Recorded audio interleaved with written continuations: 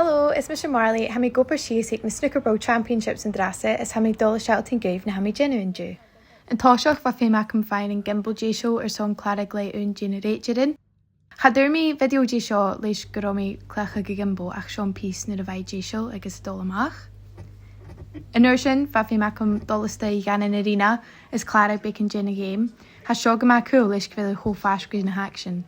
In Jason, ga mi mwy agus fa mi dierige fudach son na clichtrin son an aig me chien. An Airson va bacon unjachum so ga mi gan cafe show son lawn agus show hurmi vai guma belasta. Show me genu bacon J project arts and crafts. Va sin son clarig le na jellivan show agus show an result vai quiet guma cool. In Jason, va sin dierige find J shell son na hakala vakin show and shot sa chaisin leish and show vai quiet guma snog. Agus an Airson va ac an bhí clarig link le presenter son táiseach go program. Chríoch I chéad game so va sin genu acalov agus bacon J set up shots leis I chluichadar.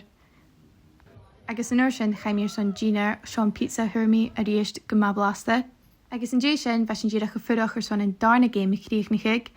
Agus rein sin acalov agus set up shots leis cúteach.